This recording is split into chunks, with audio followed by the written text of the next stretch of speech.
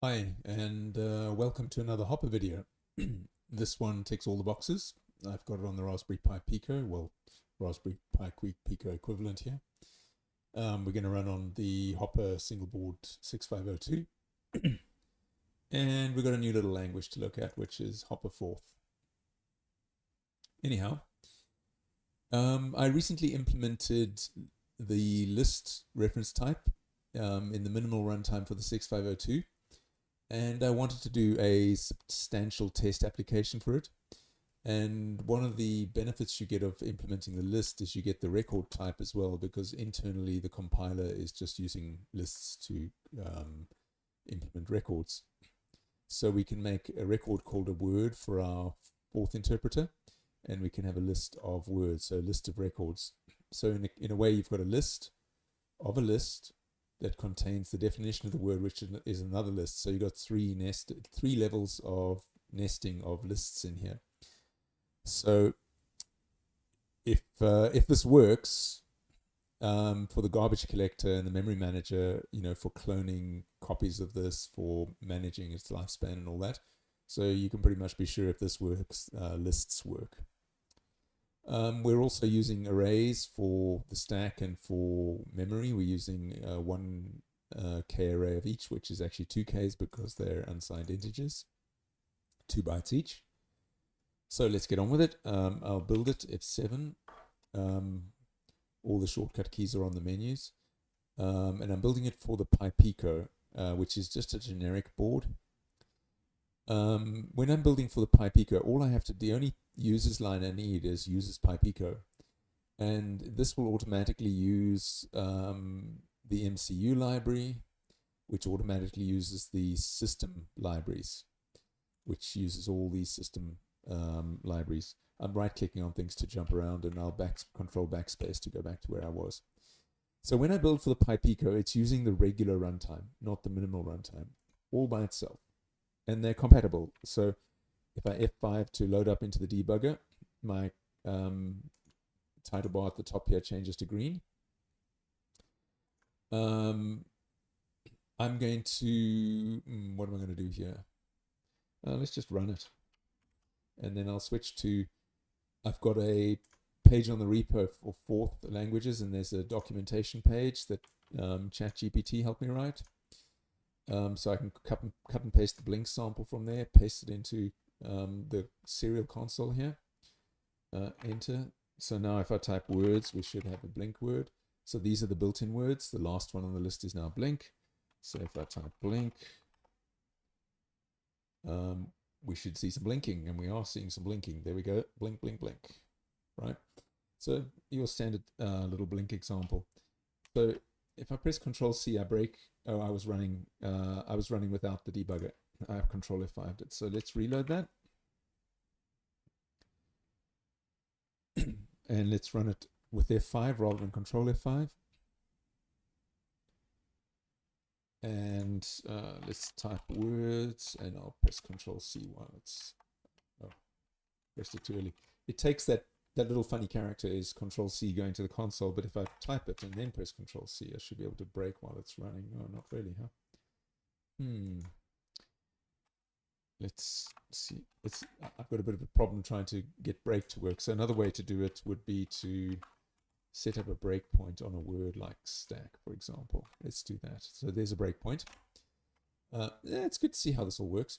So now if I type show me all the stack words, I now break into the debugger here, waiting in debugger. That's why it's a gray line here instead of a red line. And the option I wanted to show was this one, dump memory. So at the bottom of the screen, memory dump completed. And what that does is it dumps it to a file on my machine. It's kind of neat. I mean, this shows me the Hopper, the stack. So on the left here, these are indexes into the stack, climbing upwards, and all the objects that are currently on the stack. And the way the Hopper runtime works is that the stack is really the live list for the garbage collector. So if an object exists and is reachable, it'll be on the stack. So our current total memory use, there's the base pointer on the stack. And this is the top of the stack here. And there's our total size in use. Oh, can't see it in that screen. Let's have a look. So yeah, under 8K, right? The current RAM used by Hopper to run this, to implement Forth is less than 8K of RAM. And the vast majority of it is these two chunks at the top, which are used for those two arrays I showed you, the one for the stack and the other one for, memory, Hopper memory. Okay. Let's switch back. So that's it running on the Pico. And enough of that. Let's unplug that. Let's exit out of there so that it knows there's oh, I need to recompile. So now let's look. This is how I changed to recompile for the 6502. Now again, if I right click on this, the 6502 uses a different runtime. The other one says source system. This one says source minimal system.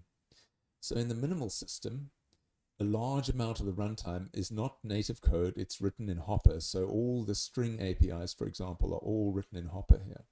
So like, string replace. Or like, let's look at, we use split a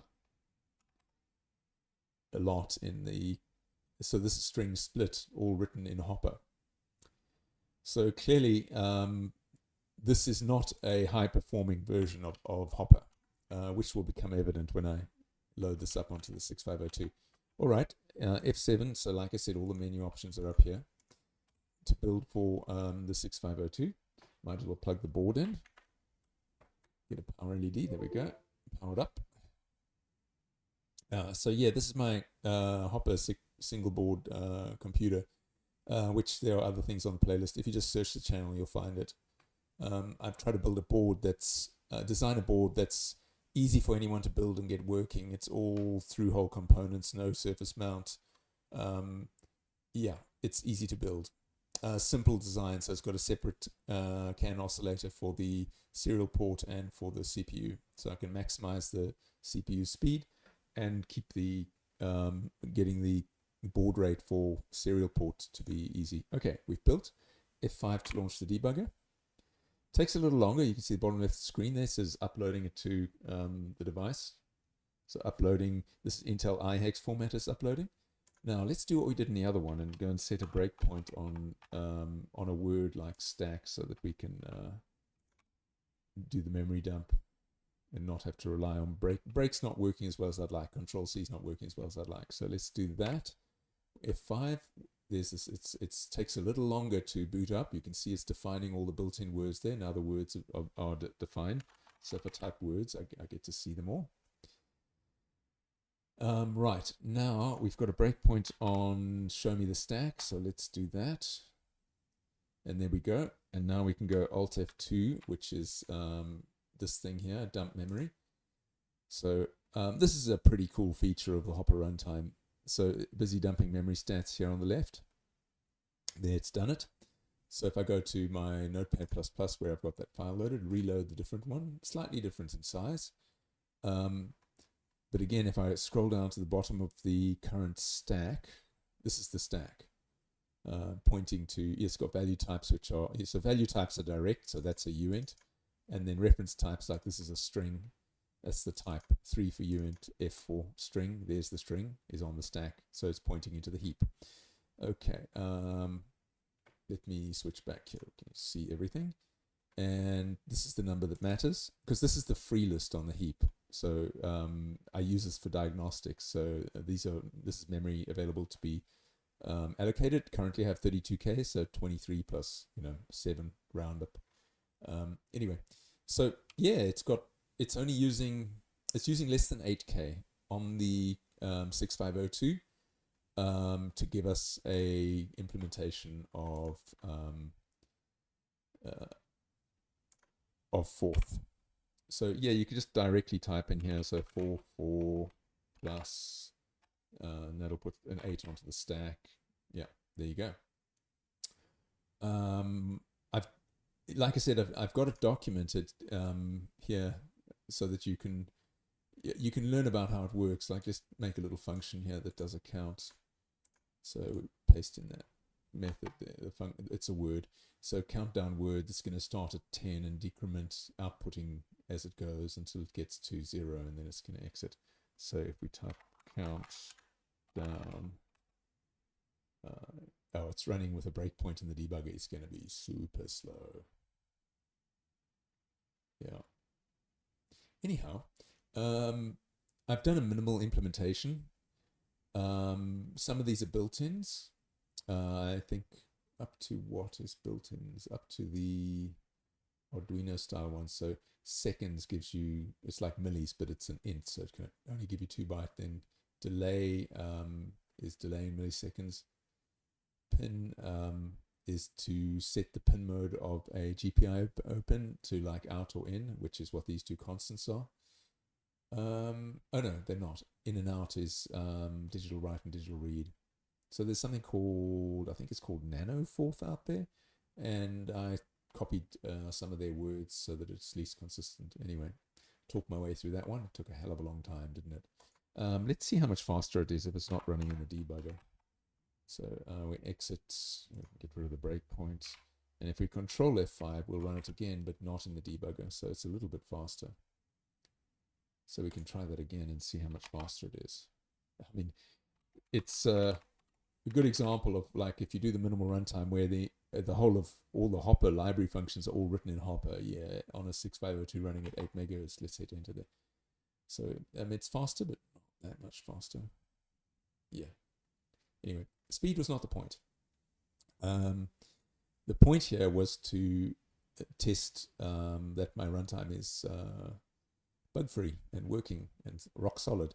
And you can see on the right here in the call stack, you can see the word list. So you can see what I'm talking about with this hierarchy of, it's a list of words, and then inside each word there's a list of words defining that word for the the ones that are defined at runtime.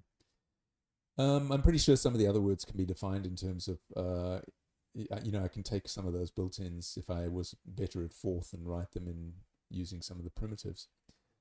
I'm pretty sure I've got another document somewhere that's called chores, which talks about what's missing from this Forth as a reasonable Forth. But it's more of an educational exercise. I don't ever expect this to be used in anything performant. I mean, it could be fun to rewrite this using my Hopper 6502 assembly to actually make a viable Forth that's fast. Anyway, it'll be a really quick way to learn about Forth if you're interested.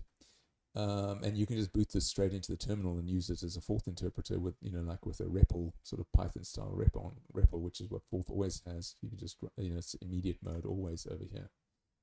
So it's always immediate mode.